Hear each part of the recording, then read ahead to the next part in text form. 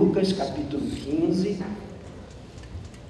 nós vamos fazer a leitura do 1 ao 10 e depois do verso 32. Todo mundo já encontrou? Quem encontrou, diga amém. Amém. Com força. Quem achou, que sabe ler, que trouxe a Bíblia, diga amém. Amém. Opa, o povo sabe ler mesmo. Lucas 15, de 1 a 10. Aproximavam-se de Jesus todos os publicanos e pecadores para o ouvir. E murmuravam os fariseus e os escribas, dizendo: esse recebe pecadores e come com eles. Então lhes propôs Jesus esta parábola: qual dentre vós é o homem que, possuindo 100 ovelhas e perdendo uma delas, não deixa no deserto as 99 e vai em busca da que se perdeu até encontrá-la? Achando-a, põe-na sobre os ombros, cheio de júbilo, e indo para casa, reúne os amigos, os vizinhos, dizendo-lhes: alegrai-vos comigo, porque já achei a minha ovelha perdida. Digo-vos que assim haverá maior júbilo no céu por um pecador que se arrepende do que por 99 justos que não necessitam de arrependimento. Ou qual é a mulher que, tendo 10 dracmas, se perder uma, não acende a candeia, varre a casa e a procura diligentemente até encontrá-la, e tendo-a achado, reúne as amigas, vizinhas, dizendo: alegrai-vos comigo, porque achei a dracma que eu tinha perdido. Eu vos afirmo que de igual modo há júbilo diante dos anjos de Deus por um pecador que se arrepende. Continuou: certo homem tinha 2 filhos, e agora o final da parábola no verso 32, entretanto, era preciso que nos regozijássemos e nos alegrássemos, porque esse teu irmão estava morto e reviveu, estava perdido e foi achado. Senhor, muito bom, muito agradável, já nos aqueceu tanto, já nos falou tanto louvor, até aqui ao lado dos nossos queridos irmãos. Estar na tua casa, na tua presença, abrir o coração, abrir a alma, entoar louvores do fundo do nosso coração, faz-nos muito bem, já é terapia, já é cura, já é libertação. Já é suficiente, mas queremos um pouco mais, ou muito mais. Queremos que agora, com graça e poder, com unção, tu venhas sobre mim, sobre o teu povo, abras a palavra, apliques os ensinos ao nosso coração, faças isso de maneira tranquila, calma, clara, útil, transformadora, para que o teu povo saia daqui tendo a convicção de que esteve contigo e ouviu a tua voz. Em nome de Jesus. Amém. Vamos sentar, irmãos. Eu estava viajando com a minha família, uns dias aí no início do ano, e acessando pela internet o site da igreja, comecei a ver e ouvir os vídeos que foram gravados com muitos dos irmãos respondendo aquela pergunta: por que sou cristão? A propósito desse tema que nós escolhemos para estudar no período do verão. E eu, ouvindo o testemunho dos irmãos, fiquei me perguntando se eu tivesse sido convidado para responder, para gravar o vídeo, como é que eu faria? O que eu responderia? Qual seria o meu comportamento, a minha resposta? E eu descobri que eu teria dificuldades para assim rápido, em poucos minutos, responder a pergunta, por que sou cristão? Eu teria dificuldades para ser assim resumido, objetivo, conciso, direto, claro, porque ao pensar na razão ou nas razões por que eu sou cristão, eu percebi que havia dentro de mim um mix de razões, de causas, de explicações, de motivos, tanto no meu coração quanto na minha alma, que tentassem explicar, arrumar por que é que eu sou cristão. Teria dificuldades até para botar em ordem, para saber o que é que veio antes do que, ou teria dificuldade para quantificar, no sentido de o que é mais importante, ou o que foi mais importante do que o que, diante de tantos acontecimentos, experiências, coisas que vivi, senti, experimentei de variadas intensidades. Por que é que eu sou cristão? Por que é que eu cheguei a essa sólida e definitiva decisão na minha vida? E se eu te fizesse a mesma pergunta, dissesse a você, fale para mim aí agora por que você é cristão, talvez você me desse também algumas respostas. Eu sou cristão porque meu pai e minha mãe eram evangélicos, eram cristãos e me levaram à igreja, me instruíram desde cedo.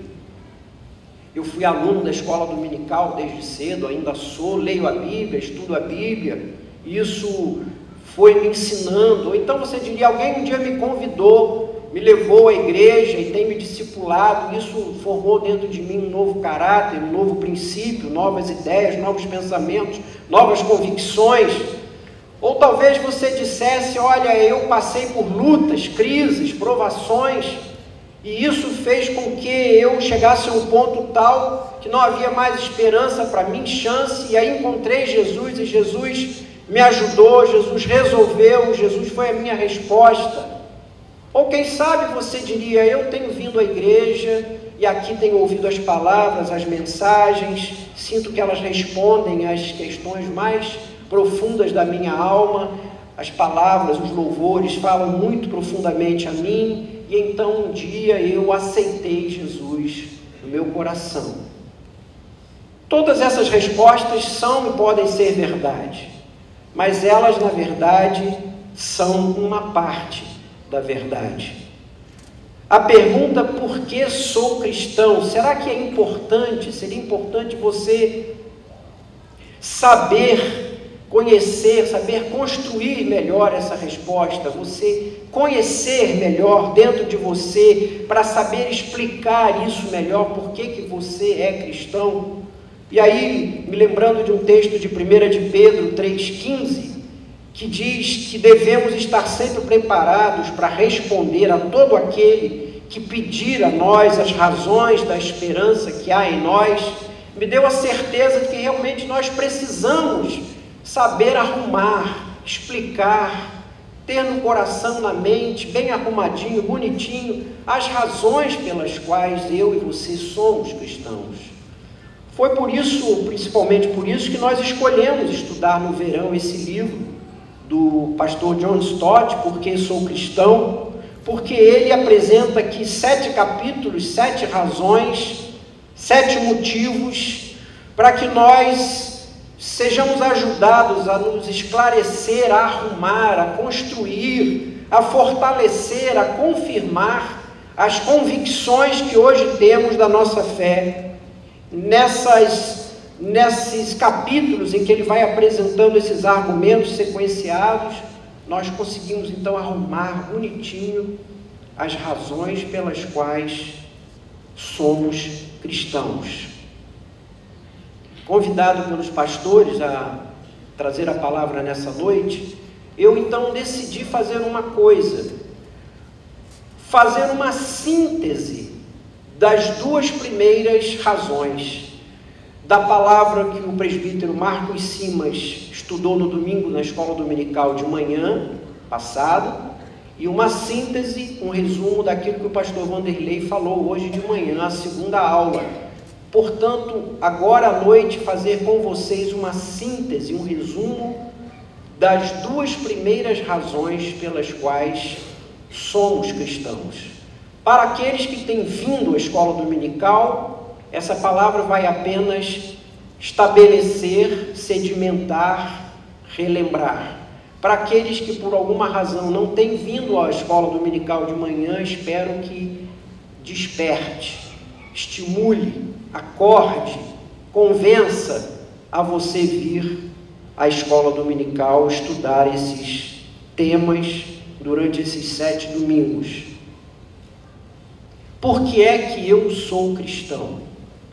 A primeira razão pela qual eu sou cristão é por causa da graça.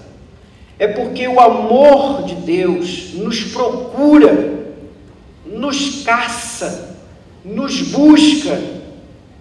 No texto que nós lemos de Lucas 15, quando Jesus foi interrogado a respeito de explicar a sua relação com os pecadores, Jesus usa 3 parábolas: a ovelha perdida, a dracma perdida e o filho pródigo. Poderíamos dizer o filho perdido que voltou. A ovelha perdida, a dracma perdida, o filho perdido. E ele usa essas 3 parábolas exatamente para responder e explicar aos líderes religiosos por que da sua relação com os pecadores. E a ênfase nas 3 parábolas está na mensagem centrada em perdidos que são buscados e que são encontrados. E nos 3 textos a iniciativa é do pastor que busca a ovelha, é da mulher que procura a dracma e do pai que mantém a porta aberta na convicção, na esperança e no desejo que o filho volte, e quando ele está a caminho, corre para abraçá-lo e colocar um anel no seu dedo. Portanto, antecipadamente eu já repito e explico e respondo que a primeira razão pela qual eu sou cristão não é porque quisemos ser, porque buscamos Jesus, ou porque decidimos que seríamos cristãos. A primeira razão não é porque tivemos uma santa iniciativa, um desejo, uma decisão admirável, mas a primeira básica razão pela qual eu e você somos cristãos é porque Deus é graça, e por causa da sua graça e do seu amor, Ele toma a iniciativa de nos buscar, de nos procurar, de nos buscar perdidos, de nos caçar e nos alcançar. Essa mensagem da Bíblia, de que é Deus quem toma a iniciativa e não eu, de que é Ele quem me procura e não eu que o procuro, de que é Ele quem vem em minha direção e não eu que vou na direção dEle, surpreende a muitos e decepciona a alguns, que quando perguntados respondem de imediato: é porque um dia eu aceitei Jesus, eu decidi aceitar Jesus no meu coração. Nesse resquício de humanismo, de egoísmo centrado na pessoa do homem, de que eu tomo a iniciativa, eu decido, eu procuro, eu busco. Na verdade, a palavra fala que é o Senhor e o seu amor, é a sua graça quem nos caça e nos alcança. E a Bíblia toda fala sobre isso. Há muitos textos que falam e atestam de que nós somos do povo de Deus e que podemos nos chamar de cristãos fundamentalmente não porque um dia decidimos que íamos buscar ao Senhor numa iniciativa altruísta e santa, mas porque Ele, pela graça e pelo amor, decidiu buscar a mim por um amor imerecido, porque Ele não abriu mão de mim nem de você, porque Ele decidiu que ia nos procurar, que ia nos chamar, que ia nos caçar, ia nos alcançar, e nos atraiu e insistiu, e bateu, e procurou, e criou razões, criou caminhos, criou motivos, e aí nos alcançou.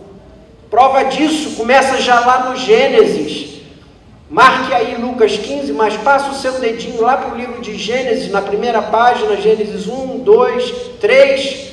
Tudo começa, essa história começa lá no Gênesis, porque Quando ao homem, capítulo 3, foi dada a ele a opção de poder escolher obedecer a Deus ou desobedecer a Deus, Adão e Eva, os pais da humanidade, decidem de maneira individualista, egoísta, viver e decidir e optar por fazer a sua própria vontade, independentemente de Deus.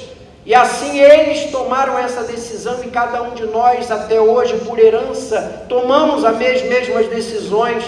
E essa decisão de desobedecer e romper com Deus gerou destruição, gerou degeneração, gerou corrupção, gerou a morte.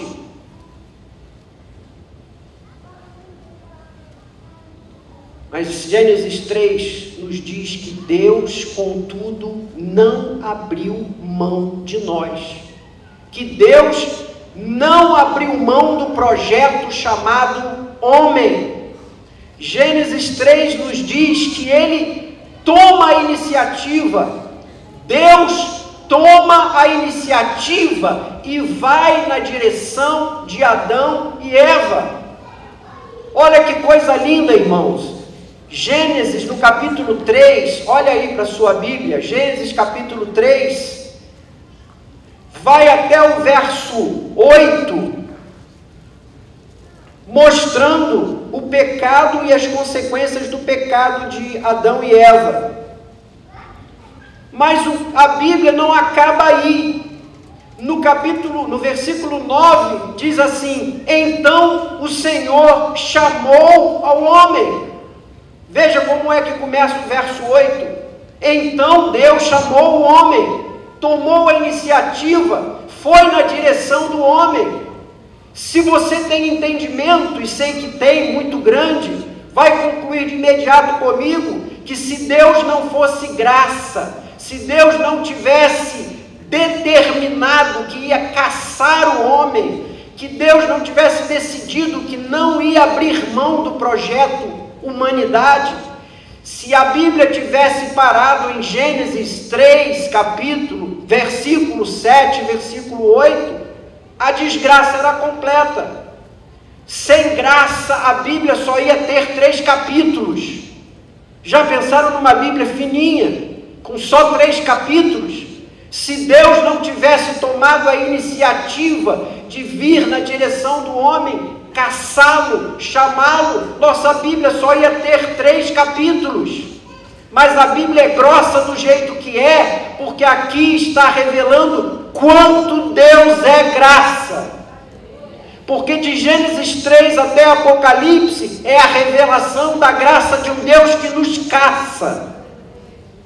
Em Gênesis 3, 22, em Gênesis 3, 15, Deus revela que Ele veio na nossa direção porque Ele não abriu mão de nós, e veio na direção de Adão e Eva e já fez uma promessa, a promessa da cura, da restauração e da salvação, dizendo: vocês pecaram, se afastaram, decidiram desobedecer, e como consequência haverá degeneração, corrupção, morte. Mas eu não abro mão de vocês, e vou fazer vir um descendente que vai esmagar a cabeça da serpente e vai mudar essa história. E de Gênesis 3 até Apocalipse 22 é a história desse descendente que veio cumprir esse plano e esse projeto. Deus nos caçando.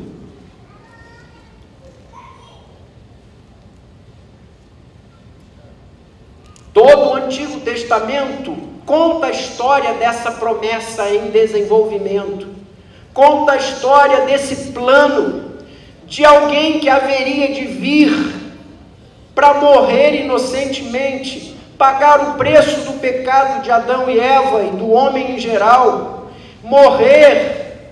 Todos os ritos, festas, símbolos, sacrifícios dos judeus e dos seus rituais revelavam que Deus era a provisão, que Deus tomava a iniciativa, que Deus apontava e provia um caminho, que Deus buscava incessantemente o homem. Todo o Antigo Testamento é Deus provendo, Deus buscando, Deus ensinando e o homem apenas respondendo. Quando Deus tira Adão e Eva do paraíso, do Éden, tranca a porta e diz: não tocarás na árvore da vida eterna, isso que nos parece um castigo, era a primeira manifestação da sua graça, porque diz o texto que se desgraçado e degenerado Adão e Eva tivessem comido da árvore da vida eterna, eternamente seríamos condenados à degeneração, corrupção e morte. Se eternamente tivéssemos ficado no Éden comendo daquela árvore, não havia chance, não haveria recomeço. Estaríamos eternamente condenados à desgraça, à degeneração e à morte. Portanto, o castigo foi a primeira bênção.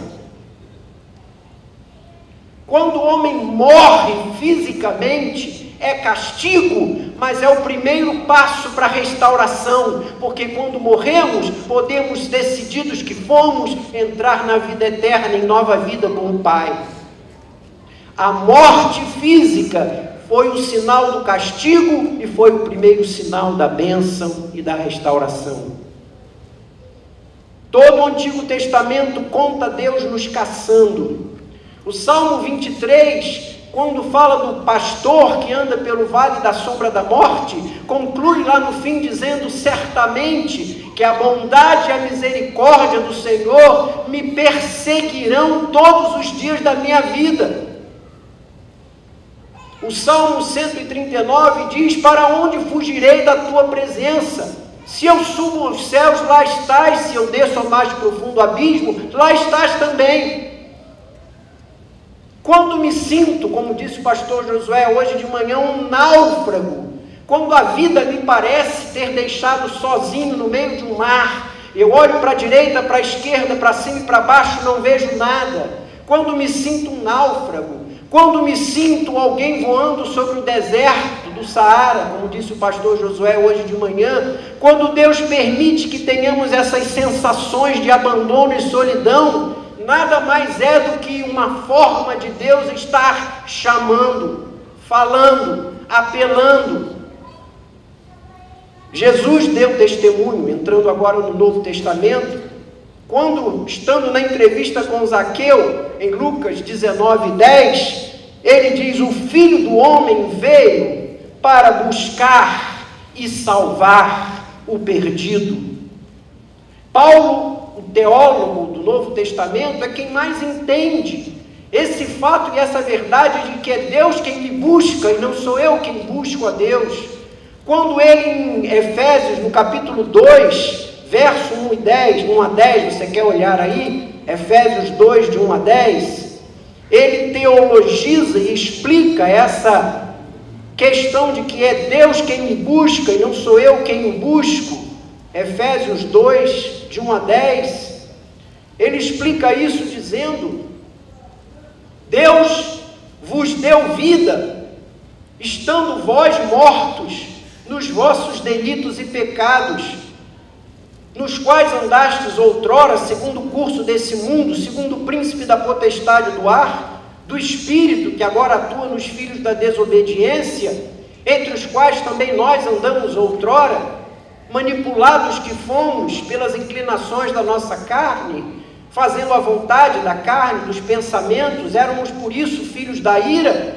Mas Deus, sendo rico em misericórdia, por causa do amor com que nos amou, quando nós estávamos mortos em delitos e pecados, Ele nos deu vida com Cristo. Pela graça sois salvos. Juntamente com Ele nos ressuscitou, nos fez assentar em Cristo nos lugares celestiais, para mostrar nos séculos vindouros a riqueza da sua graça, da sua bondade para conosco em Cristo. Pela graça sois salvos, mediante a fé. Isso não vem de vós, é dom de Deus, não é obra de ninguém, para que ninguém se glorie.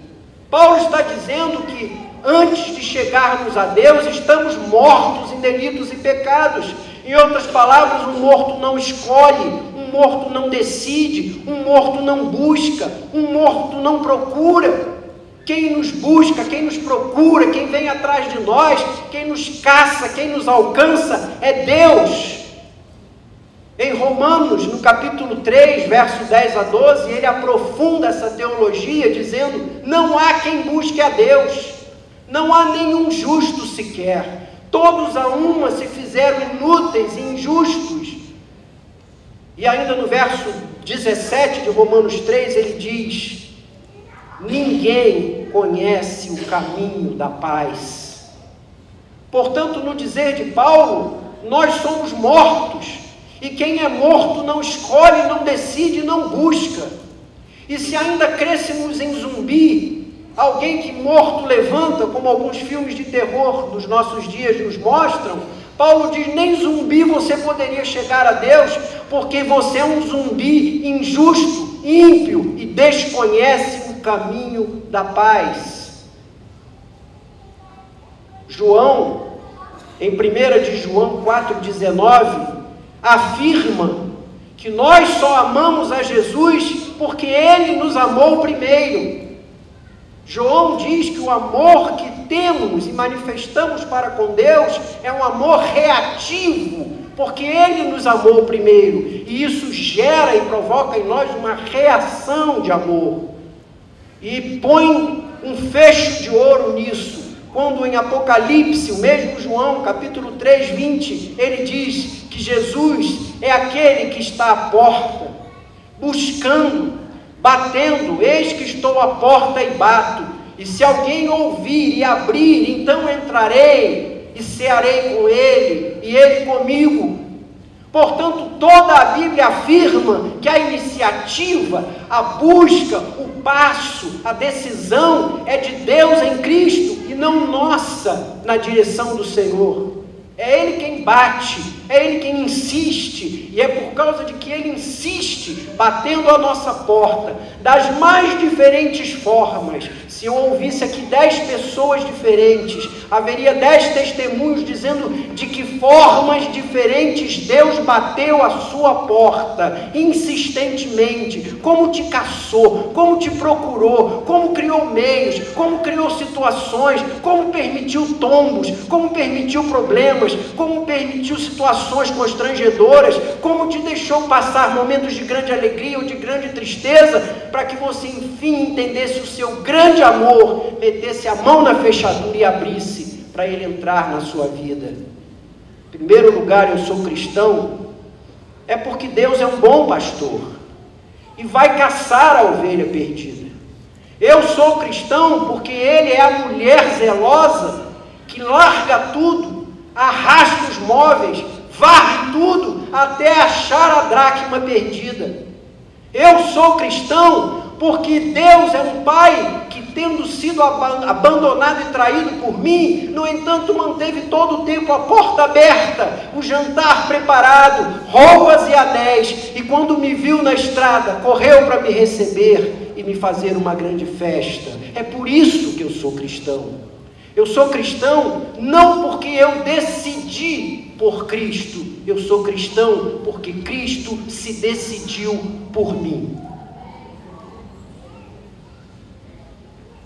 Na segunda aula de hoje de manhã, segunda razão pela qual eu sou cristão porque Jesus Cristo e o cristianismo, que são a reunião das suas verdades e ensinos, é a verdade.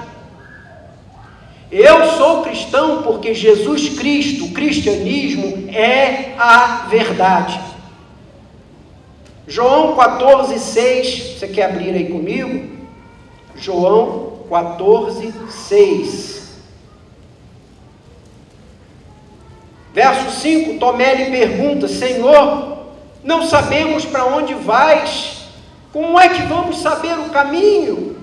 Então Jesus lhe responde: eu sou o caminho e a verdade e a vida, e ninguém vem ao Pai senão por mim. Eu sou o caminho, a verdade e a vida, e ninguém vem ao Pai senão por mim. Esse versículo da Bíblia é muito conhecido, muito citado pelos cristãos de uma maneira geral, e também citado e conhecido até por simpatizantes com o cristianismo.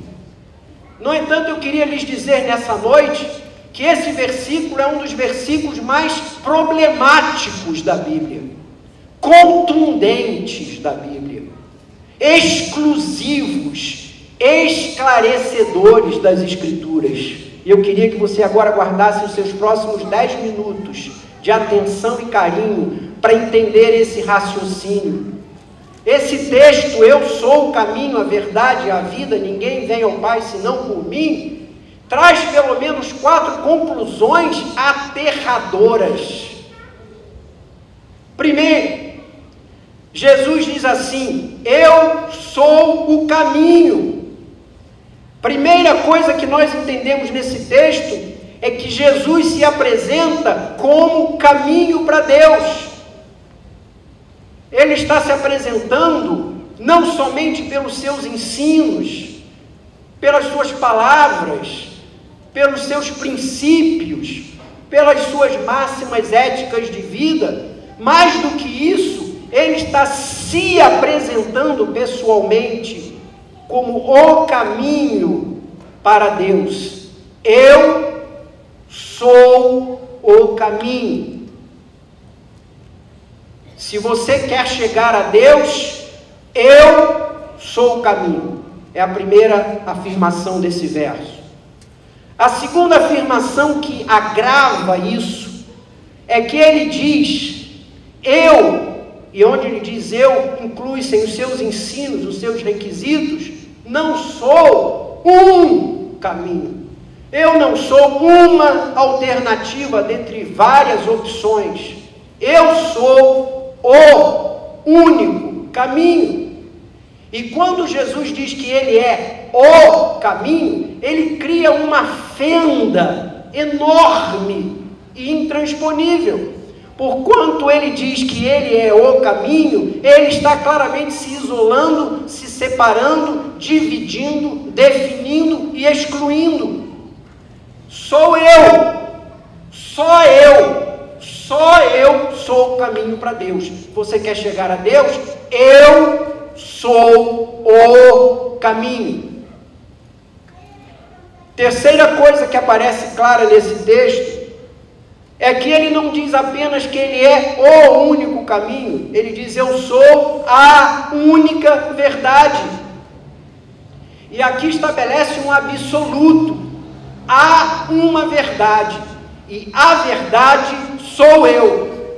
Num tempo de pós-modernidade, que é esse que vivemos, onde se nega as verdades, os absolutos, nada é como é, nada é como lhe parece, nada é a verdade, tudo é verdade, todos têm uma parte da verdade, ninguém é dono da verdade. Num tempo como esse parece ser até absurdo, mas a Bíblia nos diz que Jesus estabelece um absoluto e diz que ele é o absoluto, ele é a verdade. O que não é ele é mentira, e o que é ele é a verdade. E a quarta e última conclusão desse verso tremendo é muito mais grave e problemático. Ele vai ao ponto de dizer assim: eu sou o caminho, eu sou a verdade, eu sou a vida, e ninguém vem ao Pai senão por mim. Muitos esquecem do versículo e diz assim: ninguém vai ao Pai senão por mim. Ele não fala isso, ele diz ninguém vem. Olha que versículo tremendo. Ele é ousado, corajoso, diferente. Ele diz: olha, eu estou juntinho de Deus. Você quer ir para Deus? Eu sou o caminho. Bota o pé no caminho, e quando você chegar no fim do caminho para Deus, deu de cara comigo. Eu estou no Pai e o Pai está em mim. Eu sou Deus. Você quer ir para Deus? O caminho sou eu. E quando você chegar lá, você me encontrou. Eu sou o caminho e sou o fim. Eu sou o meio e sou o alvo. Ninguém vem senão por mim. Você entendeu isso? Mais grave do que isso, ele diz: Deus é meu Pai, e eu sou o Filho, e eu e ele somos Deus. Aliás, ele já tinha dito isso outras vezes. Em João 10,30 ele disse: eu e o Pai somos um. Em João 8,58, quando ele fala a respeito de coisas passadas, alguém diz assim: como é que você pode falar de Abraão, de intimidade com Abraão, se você só tem nem ainda 50 anos? Aí ele escandaliza de vez, escancara de vez e diz: eu sou Jeová. Porque ele diz: eu sou. E eu sou quer dizer Yahvé. Um versículozinho só, eu sou o caminho, a verdade e a vida, abre um problema gravíssimo para quem está caminhando buscando Deus. Porque Jesus diz que Ele é o caminho único, que Ele é a única verdade, que o caminho é Ele, e diz que Ele é o caminho e Ele é Deus. E se você quer ir na direção de Deus, vai encontrá-lo. O tempo que nós vivemos é um tempo de muitas verdades, muitas máximas, que são repetidas fartamente por quem repete sem pensar. Há coisas que são ditas por muitos, que são bonitas, democráticas, apaziguadoras, mas mentirosas. Coisas do tipo: não existe verdades, há muitas verdades, ninguém é dono da verdade. É uma frase linda, bonita, conciliadora, democrática, mas mentirosa. Há uma frase, uma máxima que todo mundo conhece, diz: todos os caminhos levam a Deus. Todas as religiões são boas, porque falam em Deus. Isso é lindo. Isso acalma conflitos, acalma discussões, mas é mentira.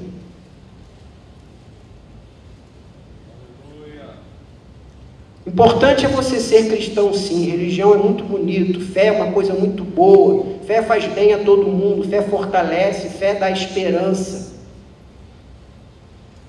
E essas afirmações são lindas, tem até um cheiro de verdade, mas são mentirosas.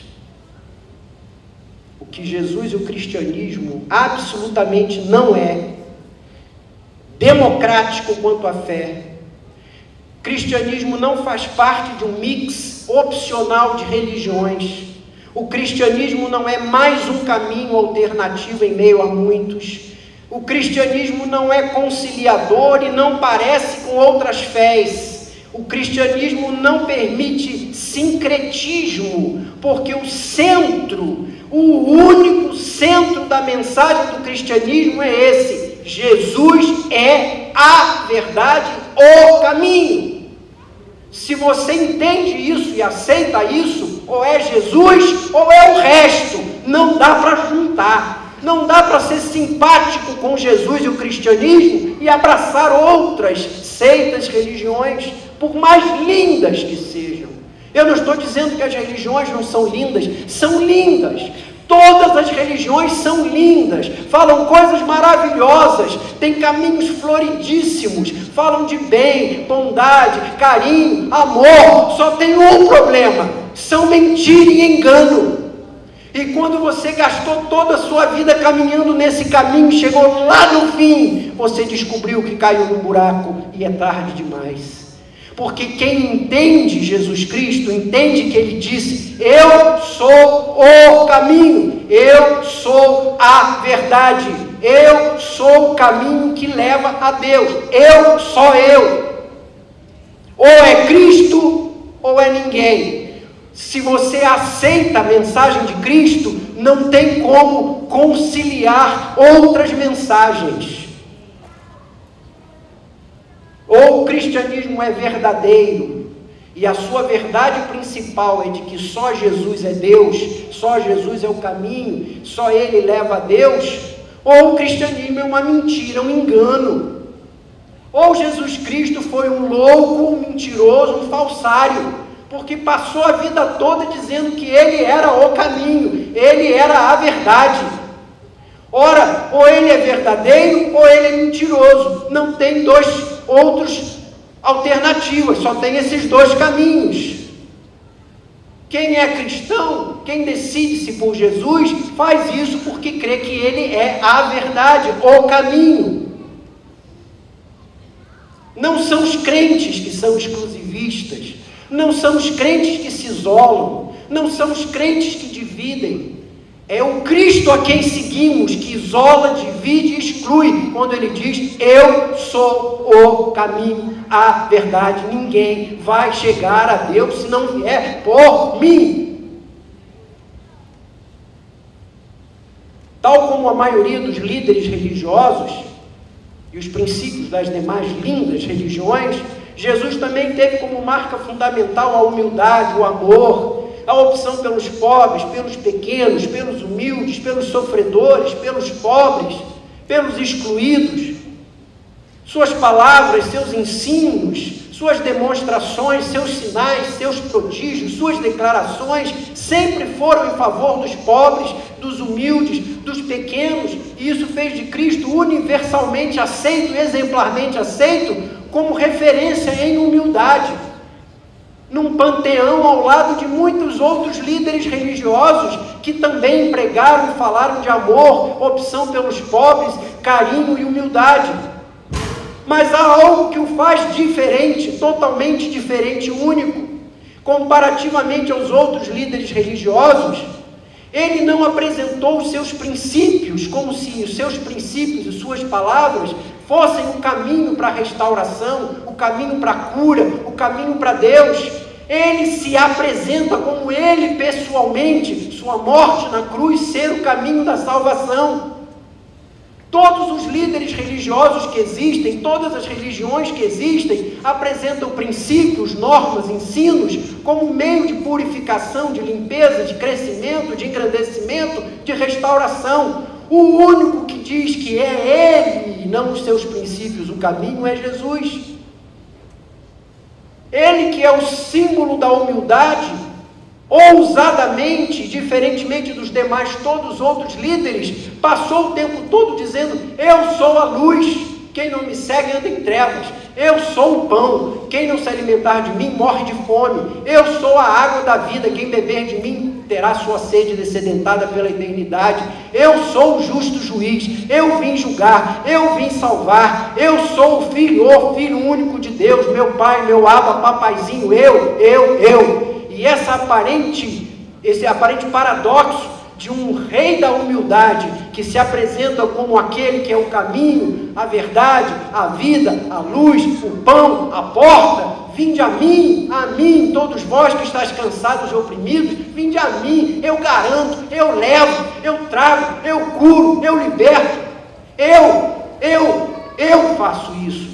O tempo todo Jesus passou dizendo: eu sou o Messias. E foi por isso que ele morreu.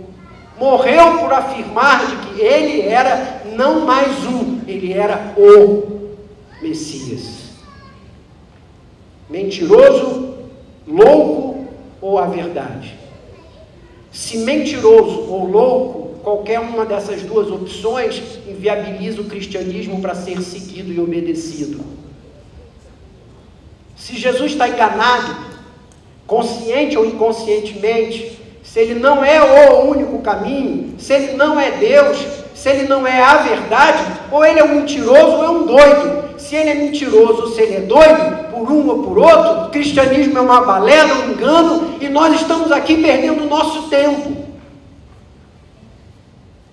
Porém, na outra alternativa, se ele não mentiu e não é louco, então só nos resta uma coisa: cair de joelhos, tremendo e chorando, dizendo: nosso Jesus é Deus. Não há como ser simpatizante, não há como ser admirador, não há como dizer que a Bíblia é linda, não há como dizer que gosta muito de crente. Só há uma opção: seguir esse caminho, porque ele é o único. Concluo dizendo que se ele é mentiroso ou louco, sua maior fraude foi a ressurreição.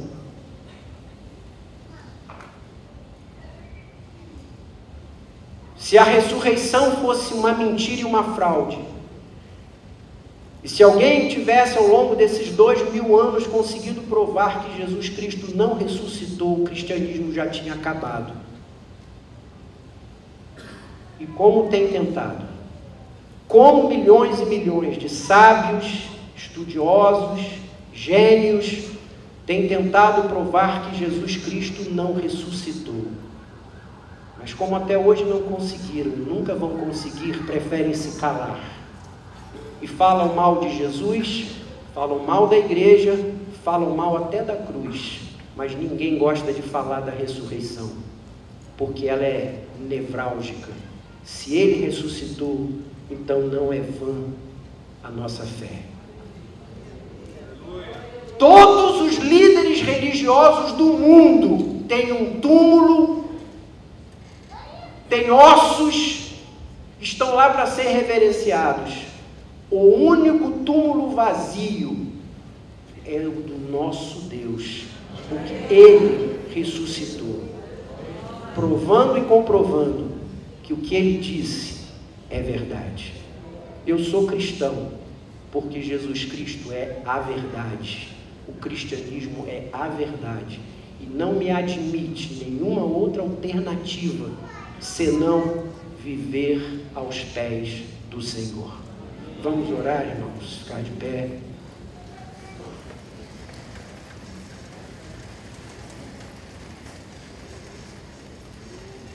Feche os seus olhos. Você que está aqui, você que veio aqui, você que tem cantado e ouvido belas mensagens centradas em Cristo, vai ter, de alguma maneira, que tomar uma decisão. Ou você está se enganando, perdendo seu tempo, abraçando uma louca e mentirosa farsa, tentando conciliá-la a outros tantos lindos princípios de vida, tão inspiradores e motivadores quanto os do cristianismo. Ou você segue aqui uma farsa, está ouvindo palavras de um lunático, está perdendo o seu tempo.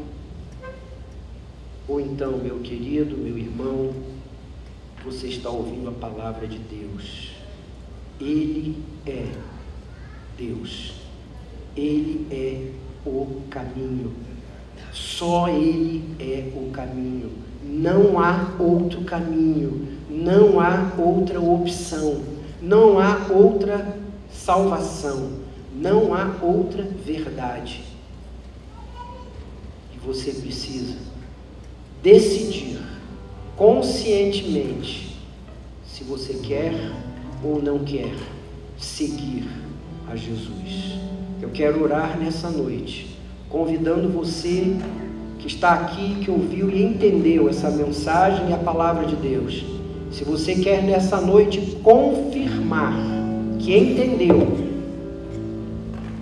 e que crê que Jesus é o caminho, a verdade, a vida, único caminho para Deus o Pai, vem aqui na frente nessa hora dar esse testemunho, crendo e confessando que você crê que Jesus Cristo é Deus, Filho de Deus encarnado, resposta de Deus, caça de Deus, aquele que bateu e bate a sua porta insistentemente, um amor imerecido e incontrolável, alguém que tomou a dianteira e a iniciativa, provisão de Deus, Monte Moriá, Deus proverá, Deus proveu, Jesus é a provisão de Deus, Ele nos chamou, Ele nos alcançou, Ele bateu e você abriu, e se não tinha aberto, está abrindo agora o coração e dizendo: Senhor, entra no meu coração, eu quero andar contigo, quero que as minhas esperanças estejam depositadas em Ti,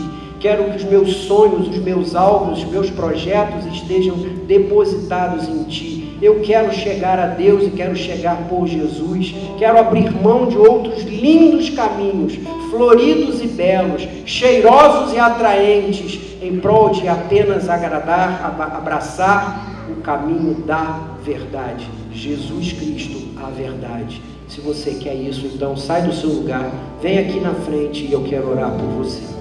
Senhor, nós entendemos nessa noite, com muita clareza e simplicidade, verdade das tuas palavras, que declaram que tu és Deus, que tu és o Filho, tu és a provisão de Deus, o remédio, a resposta, o caminho da restauração, da cura, a revelação de que tu não abriste mão de nós, a provisão de Deus para a regeneração e salvação de todo homem. Entendemos nessa noite que nós somos uma resposta de um Deus que não abre mão de nós, que tu estás à porta todo o tempo batendo, insistindo, nos procurando, nos caçando e agora nos alcançando.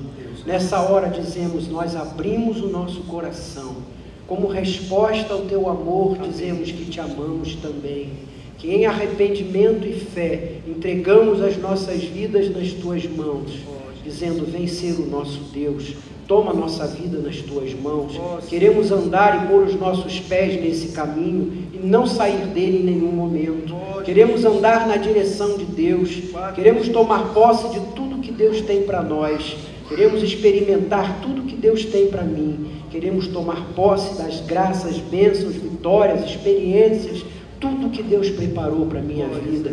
Nós queremos te dizer isso nessa noite, queremos decidirmos definitivamente andar contigo, deixar os nossos olhos e ouvidos ligados em ti todo o tempo. Toma a nossa vida em tuas mãos, somos teus e a nossa decisão é irrevogável. Somos de Jesus. Aleluia. Em nome de Jesus. Amém. Amém. Deus abençoe aos irmãos. Estão convidados a no próximo domingo pela manhã virem para a terceira aula. Nessa noite nós estudamos 2 dos 7 motivos, das 7 razões pela qual somos cristãos.